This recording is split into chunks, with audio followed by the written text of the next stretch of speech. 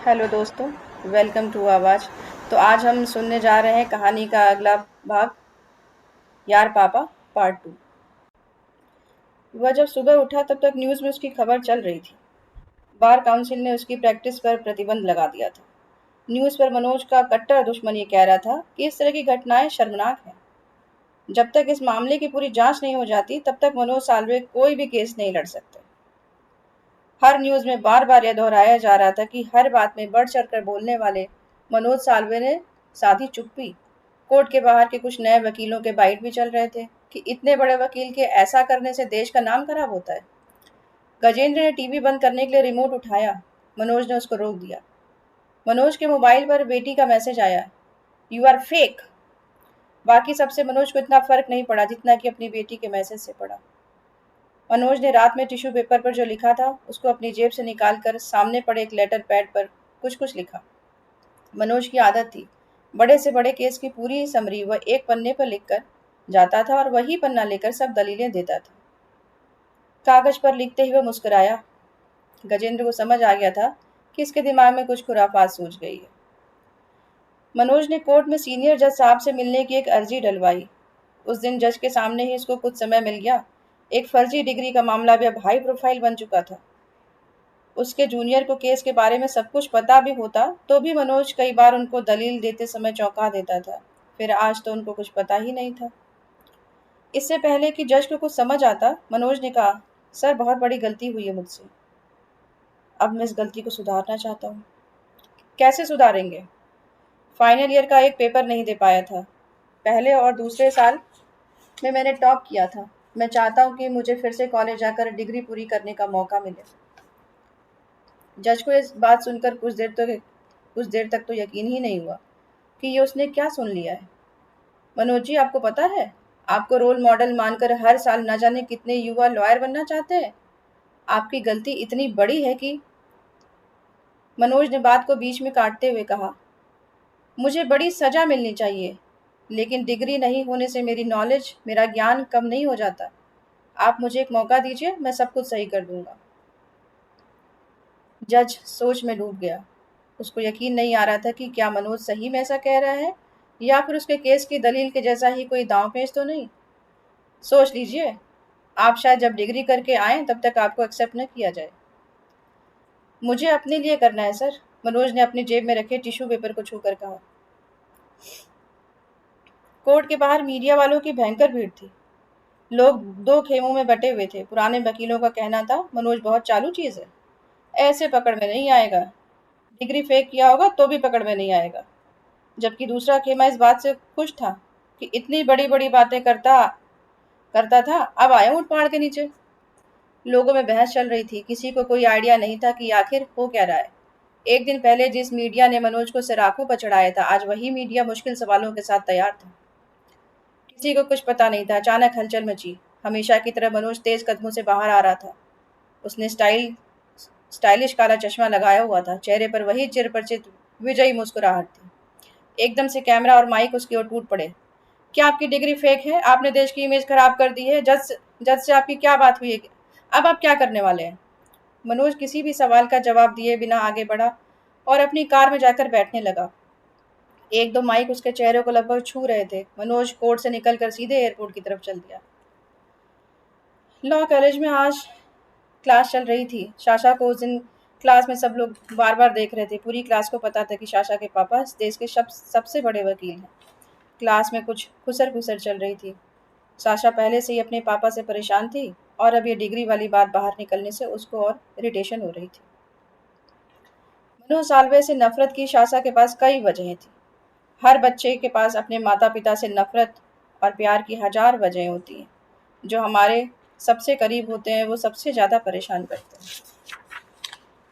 Sasha अपनी class में काफ़ी शार्प थी। अगर कोई ये कह देता कि वो अपने पापा के जैसी शार्प है तो भी वो चिढ़ जाती थी। माँ और बाप का नाम अपनी पहचान से अलग कर पाना आसान नहीं है। हमारी हर अच्छाई और बुराई के पीछे उनका कोई ना कोई हिस्सा होता है।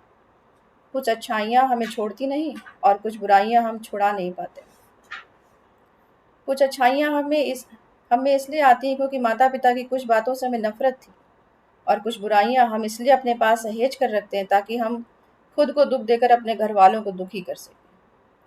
क्लास में कुछ लोग उससे चिढ़ते भी थे कि कॉलेज से निकलने के बाद साशा को सब कुछ बना बनाया मिलेगा। साशा लॉ की पढ़ाई इसलिए कर रही थी ताकि अपने पापा से बड़ी लॉयर बन सके। बच्चे अपने माँ बाप से यूं भी बदला लेते हैं, उनसे बड़ा बनकर।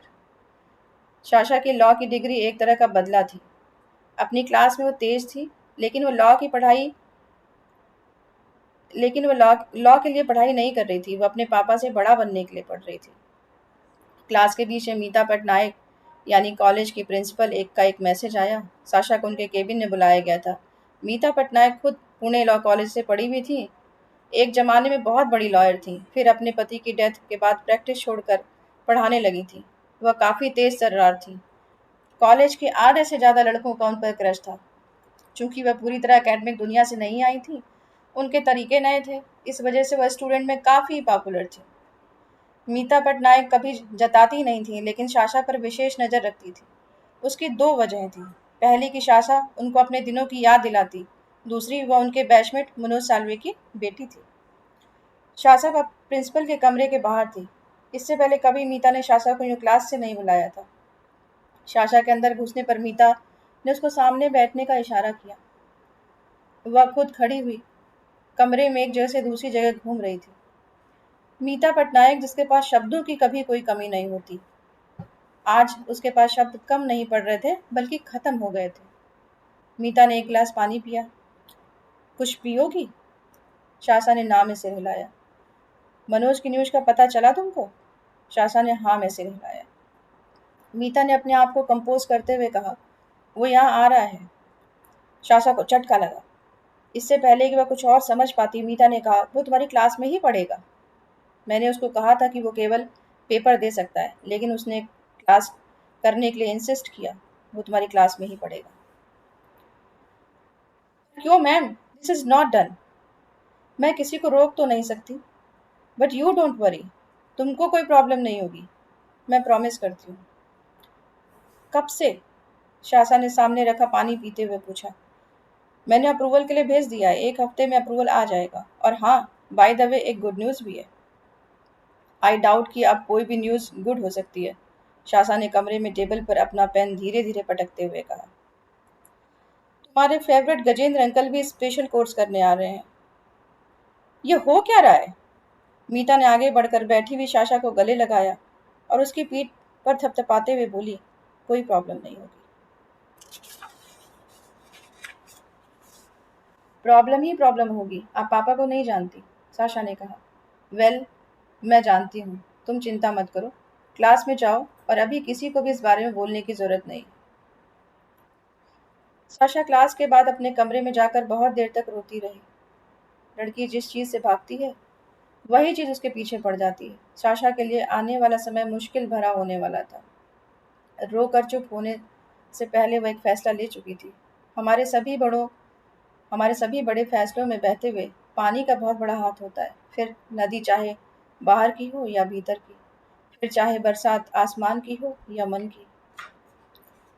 शासा ने एक लेटर लिखा और मीता के घर जाकर उसको लेटर दिया। मीता के कमरे में गाना चल रहा था। वो रिलैक्स थी, आराम से बैठकर रोज की तरह एक वाइन के हिसाब से आधी पी चुकी थी। मीता ने ध्यान से लेटर पढ़ा और शौक में खड़े होकर बोली, तुम ऐसा नहीं कर सकती शाशा। मैं ऐसा ही करूंगी। मैं अपनी मर्जी से कुछ भी कर सकती हूँ। मुझे इस कॉलेज में पढ़ना ही नहीं। मीता के पास शाशा को समझाने लायक कोई बात नहीं थी। शाशा की आंखों में आंसू थे। इस लॉ कॉलेज में एडमिशन के लिए उसने कितनी मेहनत की थी, ये बस वही जानती थी। उसका सपना था ये कॉलेज, और अब वही सपना वो खुद तोड़ने जा रही थी। शाशा, तुम ज्यादा रिएक्ट कर रही हो, गलत कर रही हो। मैंने डिसाइड कर लिया है मैम। मीता ने कुछ देर सोचा और बोली, अगर मनोज नहीं आए तो भी तुम कॉलेज छोड़ दोगी? शाशा ने ये बात सोची ही नहीं थी। उसने ना में सिर हिलाते हुए कहा, पता नहीं, कुछ समझ नहीं आ रहा। एक दिन सोच लो, फिर कल आकर मुझे बताओ। मीता ने फिर से गाना चला दिया। ये वही गाना था जो मनोज की कार में बज रहा था, वही फरीदा खानम की गजल। गजेंद्र सिंह के ऑफिस में गहमा गहमी का माहौल था, और ऑफिस के बाहर खड़े होने वाले तमाम अधिकारियों के ड्राइवर ये समझ नहीं पा रहे थे कि कोई इतनी बड़ी पोस्ट पर होते हुए पढ़ने के लिए कॉलेज क्यों जाएगा। ड्राइवर तो ड्राइवर, ऑफिस में कोई भी समझ नहीं पा रहा था। गजेंद्र अपने बॉस से मिलने के लिए बाहर इंतजार कर रहा था। अंदर से बुलावा आने पर वह चीफ सेक्रेटरी के सामने जाकर बैठा। सर सर, गजेंद्र अपने बॉस का ब्लू आइड बॉय था। चीफ सेक्रेटरी मिस्टर सुब्रमण्यम ने खुद चाय बनाई। चाय में चीनी के लिए इशारे से पूछा। गजेंद्र ने मना किया। I think your decision is correct. Well, all the best for studies. और अगर कॉलेज में मन ना लगे तो बता देना, पहले बुला लेंगे, सुब्रमण्यम ने मुस्कुराते हुए कहा। Sir sir, thanks for your support. एक गजेंद्र एकदम फॉर्मल से अंदाज में बात कर रहा था। सुब्रमण्यम चाय पीते हुए कुछ सोच रहे थे। चाय खत्म करके वह चाय खत्म करके वो बोले, जब मैंने सर्विस ज्वाइन की थी तब हमारे चीफ सेक्रेटरी जोसेफ साहब एक बार दौरे पर आए। वो चाहे जितनी भी बिजी हो, अगर कोई नया अधिकारी उनसे मिलने आता था तो हमेशा 5 मिनट का ही सही समय जरूर देते थे। मैंने नया नया ज्वाइन किया था। उन्होंने मिलने पर मुझसे एक चीज़ कही थी जो मैं कभी नहीं भूला। उन्होंने कहा था, नौकरी में हर दिन ऑफिस ऐसे आना जैसे कि वो नौकरी का पहला दिन हो। अपने शहर में जो भी करना, लेकिन कोई खराब खबर मुझ तक नहीं आनी चाहिए। उनको इंक पेन से लिखने की आदत थी। वो अपने पास नए पेन का डब्बा रखते थे। जब कोई नया आईएएस अधिकारी मिलता तो वो उसको पेन जरूर गिफ्ट देते, ताकि रोज फाइल साइन करते हुए अधिकारी संभल कर साइन करे।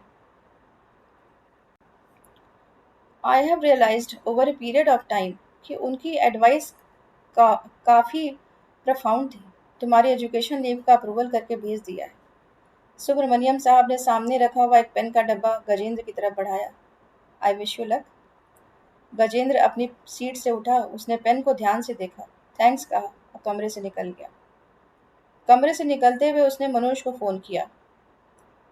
मिल गया अप्रूवल? मिल गया अप्रूवल, बहुत बढ़िया, उधर से आवाज आई। शासा अपने दोस्तों के साथ एक पब में थी। शोर शराबे में अपनी आवाज को सुनने की कोशिश करती हुई, आंखों पर गहरा काजल, सूजी हुई आंखें, चेहरे पर नकली मुस्कुराहट। वह पब में चारों ओर सबको देख रही थी। इतने शोर में उसे कुछ सुनाई नहीं पड़ रहा था। मन में एकदम सन्नाटा था। वह पब से बाहर निकलकर स्मोकिंग पॉइंट पर आई। वहां पहले से कुछ लोग थे। स्मोकिंग पॉइंट पर उसने किसी से एक सिगरेट ली और जला ली। कुछ देर सिगरेट पीने के बाद वह अकेले ही पब से निकलकर कोरेगांव, पुणे की मेन रोड पर टहलने लगी। रास्ते में कई सारे विदेशी लड़के लड़कियां, आदमी औरत दिख रहे थे। इनमें से ज्यादातर वे लोग थे जो रजनीश के आश्रम में आए हुए थे। कुछ देर चलकर जर्मन बेकरी पहुंची। वैसे वो यहाँ कभी अकेले नहीं आती थी, हमेशा अपनी गैंग के साथ आती थी। ऐसी जगह जहाँ आप दोस्तों के साथ आए हों, वहाँ कभी अकेले पहुँचने में ज़्यादा खाली लगता है। शाशा ने अपनी फेवरेट पेस्ट्री ऑर्डर की और अपनी फेवरेट जगह पर आकर बैठ गई। वो लोगों को देखने लगी। अपने अलावा उसे सब खुश लग रहे थे। बेकरी के दूसरे कोने में एक लड़का भी शाशा के जैसे ही पूरे कैफे को अकेले देख रहा था। दोनों की नजरें मिली। उम्र से लड़का स्कूल में पढ़ने वाला लगता था। शाशा की पेस्ट्री आ चुकी थी। वह लड़का अब भी उसे देख रहा था। लड़का उठकर शाशा के टेबल पर आया। इससे पहले कि वह बैठने के लिए पूछता, शाशा ने उसे बैठने का इशारा किया। मैं रजनीश आश्रम के लिए घर से भाग कर आया हूँ। शाशा ने उसको ध्यान से देखा। लड़का कुछ और कहना चाहता था, लेकिन कुछ घबरा कर वह चुप हो गया। बोलते रहो, चुप क्यों हो गए? शाशा ने कहा। ओशो के कुछ वीडियो देखे थे। लगा कि आश्रम बहुत कूल जगह लगा कि आश्रम बहुत कूल जगह होगी, इसलिए भाग कर आ गया। लेकिन अब यहाँ एंट्री ही नहीं मिली। 18 का नहीं हूँ ना। अब डर लग रहा है, मुझे घर वापस नहीं जाना। शाशा भी तो घर से भाग ही रही थी। खुशकिस्मत होते हैं वे लोग जिनके पास लौटने के लिए घर होता है, या कोई ऐसी जगह होती है जिसको घर बोला जा सके।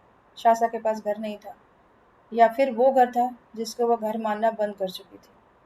जिनके घर नहीं होते वे जिंदगी भर भाग कर भी कहीं पहुंचते नहीं हैं, जब तक कि वे किसी एक जगह रुककर उसे अपना घर नहीं मान लेते। यूं तो बस घर एक खाली जगह है जहाँ पर सारे मुखौटे उतर जाते हैं। मुझे लगा कि आप शायद मेरी मदद कर पाएं। मैं क्या करूं? ऐसा लगा कि आप डांटेंगी नहीं। शाशा का ध्यान उस लड़के की बात से टूटा। अब क्या करना चाहते हो? मैं घर जाना चाहता हूँ। लाओ अपना फ़ोन दो। मैंने फ़ोन फेंक दिया है, वे लोग मुझे ट्रेस कर लेते। नंबर याद है? साशा ने मोबाइल निकालकर उस लड़के के घर पर फ़ोन मिलाया। लड़के की माँ का रो रो कर बुरा हाल था। लड़के ने जैसे ही फ़ोन हाथ में लिया, वह भी रोने लगा।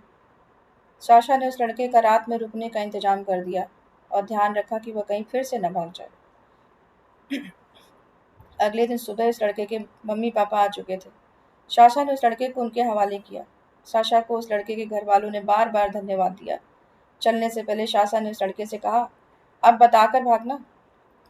साशा रात भर उस लड़के के बहाने सोचती रही कि वह भी भाग जाए। क्या उसके पापा के कॉलेज में आने से उसे भी भाग जाना चाहिए? अगर वो लड़का पिछली रात उसको ना मिला होता, तो वह शायद कॉलेज छोड़ने का फैसला ले लेती। लेकिन कई बार दूसरे भटके हुए लोग हमें अपनी मंजिल के और करीब ले आते हैं। शासा मीता पटनायक के घर के बाहर थी। जवाब उसकी आंखों में था। शासा का कॉलेज छोड़ने का मतलब था अपने आप से भागना। वह सब कुछ कर सकती थी, लेकिन अपने आप से नहीं भाग सकती थी। वह इस जिंदगी का सबसे अहम इम्तिहान देने के लिए तैयार थी। मनोज साल्वे बड़े से ऑफिस में अपने नए सीए के साथ बैठा था। सीए सामने लगे बोर्ड पर सब हिसाब किताब कर चुका था। मनोज, तुम श्योर हो कि ये करना है? कोई और ये करता तो मैं कहता कि फाइनेंशियल सुसाइड है, लेकिन तुम्हारे जैसे लोग ये काम कर सकते हैं? मनोज अपनी जगह से उठा और सामने बोर्ड पर लगे नंबर देखे और बोला, मुझे मुझे ये करना है। उसने अपनी असिस्टेंट प्रियंका को मैसेज किया कि ऑफिस में सभी को इकट्ठा करो, 10 मिनट में मुझे मीटिंग लेनी है। सीए वहीं बैठा हुआ था, अपनी छोटी सी डायरी में हिसाब किताब लगा रहा था। वह एक बार फिर क्रॉस चेक कर रहा था कि कहीं उसके हिसाब में कोई गड़बड़ तो नहीं है। बाहर लोग इकट्ठा हो चुके थे, लोगों की आवाज़ें आ रही थीं। मनोज के ऑफिस में काम करने वाले लोग पिछले एक हफ्ते में काफ़ी परेशान हो चुके थे। सभी को अपने भविष्य को लेकर चिंता थी। कुछ लोगों ने फर्म छोड़ने का मन बना लिया था। इस देश में इमेज ही सब कुछ है। एक बार वो घुस गई तो फिर आपका कुछ नहीं हो सकता। यह बात सच हो या ना हो, लेकिन इमेज से फ़र्क तो पड़ता ही था। वकालत हो या पॉलिटिक्स, कुछ धंधे इमेज से चलते हैं। मनोज की डिग्री वाली बात से लोगों का भरोसा ही उठ गया था। मनोज बाहर आया, सीए भी उसके साथ कमरे से बाहर आया। मनोज के आते ही जो फुसफुसाहट हो रही थी वो शांत हो गई। मनोज की आदत थी कि बोलने से पहले घड़ी देखता था। अपने मन में कुछ भी बोलने से पहले ही तय कर चुका होता था कि उसे कितनी देर बोलना है। ऑफिस में अब सन्नाटा था। मनोज ने हमेशा की तरह अपनी मुस्कुराहट के साथ बात शुरू की। इतना सन्नाटा क्यों है? यह सुनकर लोग हंसने लगे। कुछ लोग समझ नहीं पा रहे थे कि वे रिएक्ट कैसे करें। इतनी शॉर्ट नोटिस पर आप लोगों के इकट्ठा होने के लिए धन्यवाद। पूरे हॉल में एक बार फिर सन्नाटा हो गया था। एसी की आवाज़ तक सुनाई पड़ रही थी। मनोज कुछ सेकंड के लिए रुका और उसने दोबारा बोलना शुरू किया। हमारी ये लॉ फर्म बंद नहीं होगी। मैं कुछ दिन नहीं रुकूंगा। कुछ क्या, 1 साल नहीं रहूंगा। मैं कॉलेज जा रहा हूँ दोबारा पढ़ाई पूरी करने। अगले 6 महीने की पूरी सैलरी आपको बोनस की तरह इस महीने क्रेडिट हो जाएगी। ये सुनते ही हॉल में अचानक हलचल मच गई। मनोज हंसा। चिंता मत करिए, आपने सही सुना है। अगले 6 माह की सैलरी एक बार में आपको मिल जाएगी। मुझसे कुछ गलतियां हुई हैं। गलतियां सही करने की ना कोई उम्र होती है, ना ही कभी उनके लिए डरना चाहिए। हमने अभी तक बहुत अच्छा काम किया है। मैं चाहता हूँ मेरे यहाँ ना रहने पर हम अभी तक का सबसे अच्छा काम करें। कुछ देर पहले तक जो माहौल बेचैनी से भरा था वो हल्का हो चुका था। कुछ लोग माहौल को हल्का कर देते हैं। मनोज का काम बखूबी आता था। किसी केस में राई को पहाड़ कर देना और अगले ही पल पहाड़ को तोड़कर एक पल में राई कर देना। ऑफिस के नए इंटर्न ने मनोज से बहुत से सवाल पूछे। मनोज पूरी ईमानदारी से सबके जवाब दे रहा था। तभी एक लड़की ने पूछा, सर आपने डिग्री पूरी क्यों नहीं की थी? झूठ क्यों बोला? इस सवाल से सब सकते में आ गए। सबको लगा अभी तो अच्छा माहौल बना था और ऐसे में ये सवाल सब कुछ बिगाड़ ना दे। मनोज ने उस इंटर्न को ध्यान से देखा और कहा, ये बहुत अच्छा सवाल है। मैं सोच ही रहा था कि अभी तक ये किसी ने पूछा क्यों नहीं, लेकिन इस सवाल का जवाब मैं लौट कर दूंगा। मनोज कुछ सेकंड के लिए रुका। हो सकता है मेरे लौटने से पहले इसका जवाब आपको मिल जाए। मनोज दोबारा अपने कमरे में आ चुका था। कुछ महीने की सैलरी के पेपर्स पर साइन करते हुए उसे हल्का महसूस हुआ। कुछ बोझ धीरे धीरे उतरते हैं, कुछ को उतरने में उम्र लग जाती है और कुछ कभी उतर ही नहीं पाते। आखिरी पल में वही एक आध बोझ सांस पर भारी पड़ते होंगे। आदमी पश्चाताप के बोझ तले मरने के लिए अभिशप्त है। मनोज अब अपने जीवन के हर एक बोझ से मुक्त होना चाहता था। तो दोस्तों ये थी कहानी, और इसका आगे का हिस्सा जानने के लिए हम दोबारा कहानी को पढ़ेंगे, उसका नया भाग। तो ये था यार पापा पार्ट 2। धन्यवाद।